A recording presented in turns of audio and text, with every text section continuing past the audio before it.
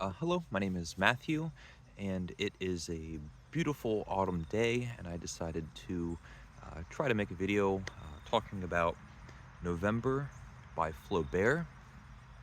Outside, I'm in the backyard, and this is an early work by Flaubert when he was a young man, and I love talking about Flaubert. He is one of my favorite, probably my favorite French author to read, and one of my favorite uh, French authors to talk about.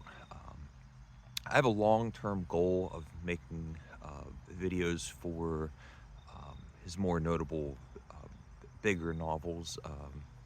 I've already made I made a video on talking about Madame Bovary and Sentimental Education, which are two of my favorite videos that I've made. But a few other things, and I'd like to kind of, as I'm reading these things, talk through um, my experience. And not only is it an early novella, it's also uh, rather lesser known. I had to order this on eBay. I had a really hard time finding it. It's the second time that I've read this, and also this particular edition and translation, which is uh, translated by Andrew Brown. Um, I'm not quite sure why that is, because Flaubert is such a major literary figure. Uh, all of that being said, before I start talking about the book novella, I will say this is a book that I would recommend to somebody that uh, wants to be a Flaubert completist, someone that has read Madame Bovary and Sentimental Education, Salammbô, Bouvard, and Picochet, um, the Three Tales, and The Temptation of St. Anthony, Letters, early short stories, all of those sorts of things. And there's two reasons why, which I'll get to after talking about the book a little bit. So, uh, it is a memoir style narrative, that kind of interior monologue, first person narration. There is a bit of a book ending to the beginning and the end as far as manuscript, but what we have is a young narrator confessing to us. And unlike Proust's narrator, who is gotten along in years and is now looking back on his life, this is a little bit more peculiar because we have a young man, we have a 20-year-old opining and looking back on his life. And the main topic is love. And it's these high, ethereal, grand, unrealistic, mythological aspects of love combined with um, physical, carnal aspects of the physical act of making love. And uh, the prose styling is probably the most predominant aspect of the book. Very little storytelling or plot beats. We have one fantastic scene in the center of the book where our narrator encounters a prostitute, and he loses his virginity, and her name is Marie, and we get this fabulous narration where she tells her story, and it's wonderfully sadistic, and really reminds me of the Marquis de Sade's short stories of pursuing pleasure and looking for heights that are more extreme and trying to attain desires that are unhealthy and cruel. It's absolutely fabulous. But the lead up to this encounter, we have this young man talking about love, and it's extremely vague and it's extremely inexperienced. So it's as if our young narrator, who has never been in love or had a relationship or had sexual physical contact, but has only read romances and poetry and has just very abstract, strange thoughts about love and relationships and life. And it's also self pitying, rather funny when you imagine that this is just a 20-year-old who's now worried about uh, his life is over, and those sort of melodramatic or highly dramatic emotions that are those emotions are realistic for a young man or a young woman.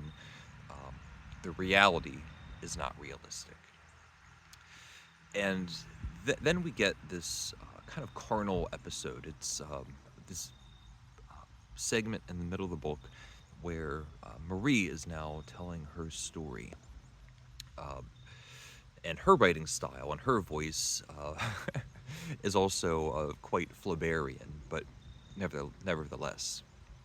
And she tells her story about a different aspect of unrealistically chasing your dreams, chasing that that superbly ideal vision of a perfect person or perfect pairing, mate, that is on an unbelievably high pedestal that no one is going to be able to match. Whether it's the character traits or emotional attributes, personality, beauty, proficiency in the bedroom, and we get kind of a dueling perspective from a young man and an older woman, and how they approach different delusional ideas of love. And after his night with this woman, and they talk about being in love together forever. And is that a possibility? And he leaves, never to see her again. And after her story, we now have him with the remainder of his life chasing what's ahead of him and also what's now behind him. And he talks about all of her body count, all of the men that she had slept with, and how he can forgive all the men that she had slept with. But after they had met and after they had never seen each other again, he has this jealousy of all of the men that she will be with after their encounter. And it has a huge effect on this young man. And it does trail off.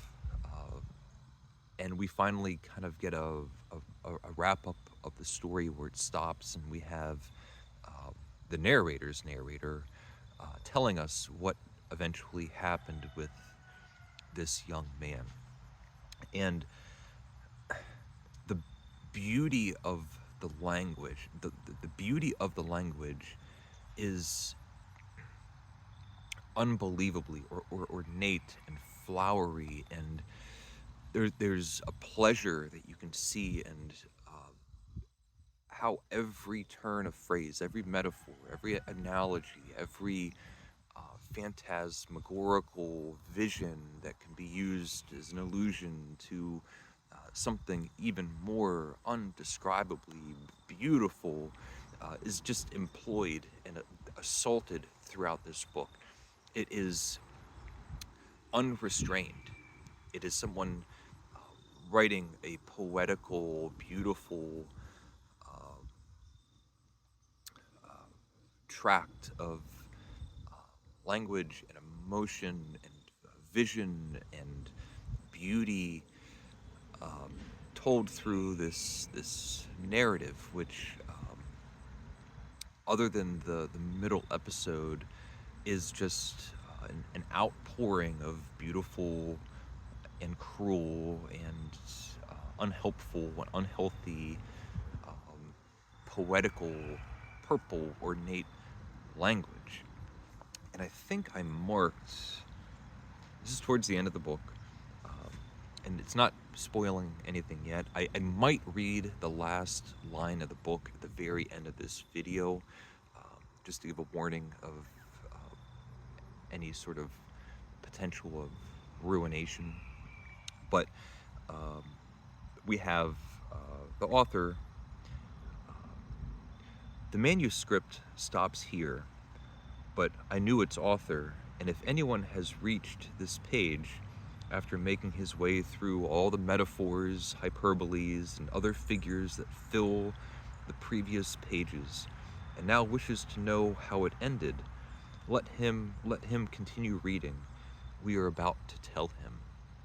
So, the metaphors and hyperboles and the figures of language, that's the overwhelming, predominant voice and focal point priority of this story.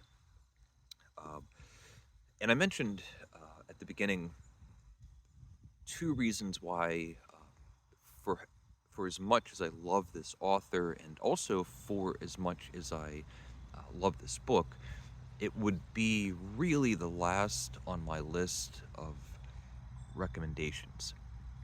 And there are a few reasons. One is that I think he has significantly better books. Madame Bovary's Sentimental Education, Salambo, Beauvoir and Picochet, like I mentioned. But the growth of an author, or the growth of an artist, is self-evident in this comparison, because this reads as a very adolescent and unrestrained story. The beauty of the language, the heights, and all of these things, you can find in his later works, Madame Bovary's Sentimental Education.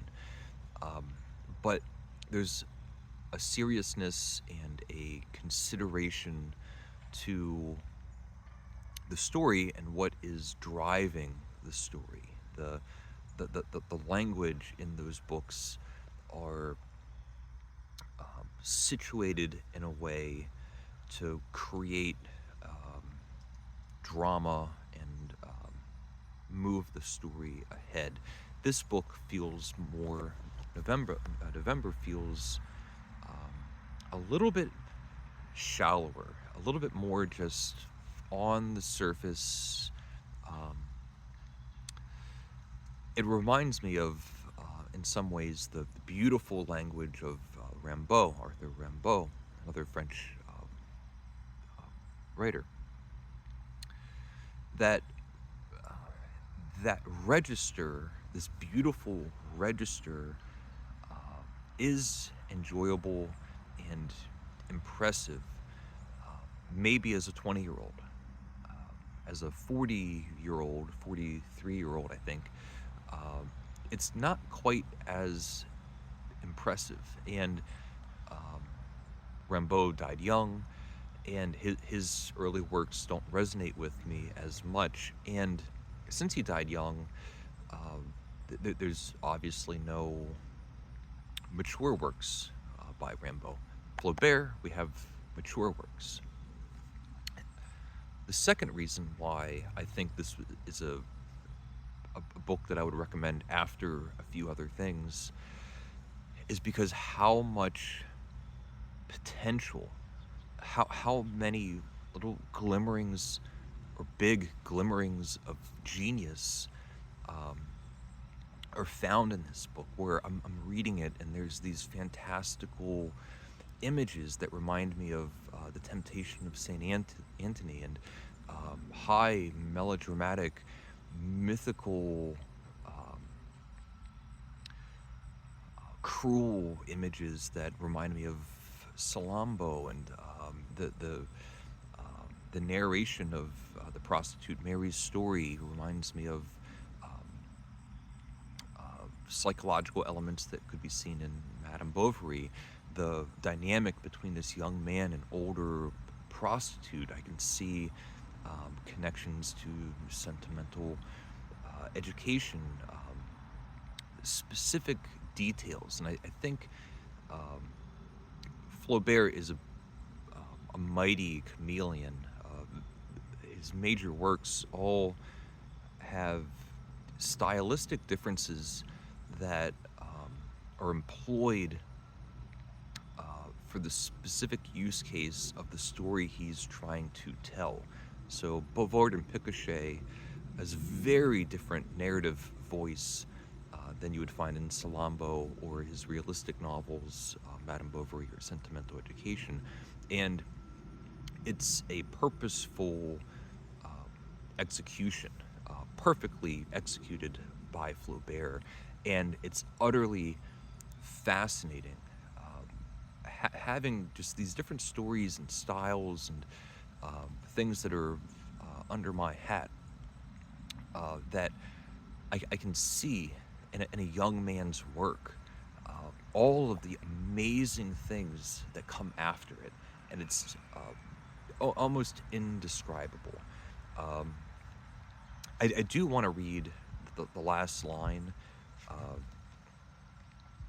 Maupassant, for me, is the French writer who is the absolute genius of the last line in his short stories. If you get his collections, it's impossible to stop, because you'll finish a short story with just the perfect last line and you go, oh my God, how long is the next short story?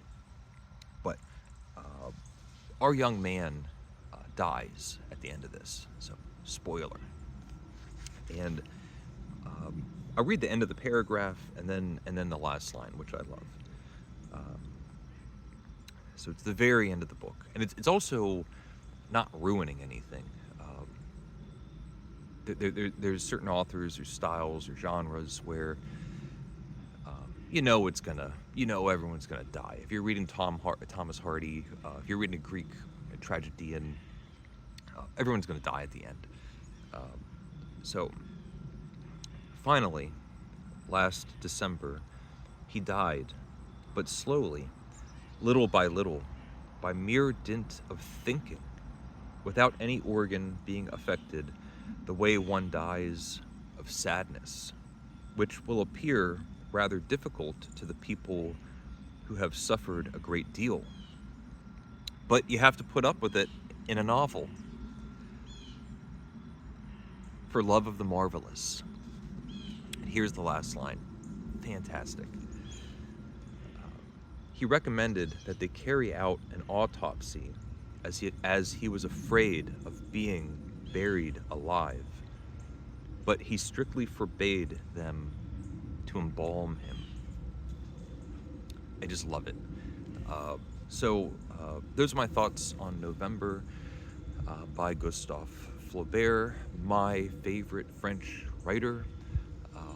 As I circle back to Salambo and the other books, I'll try to make a particular point to make videos expressing my thoughts on those as well. Um, like I said, the videos I made on the Madame Bovary video and the Sentimental Education video are two videos that I've made that I thought um, were quite good. If I can pat myself on the hat. Okay.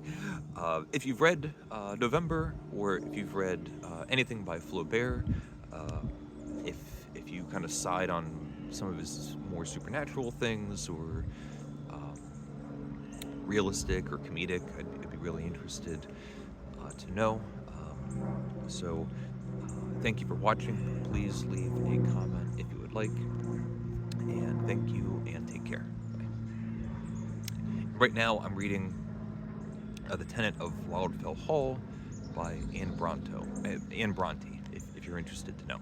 Okay, thanks, bye.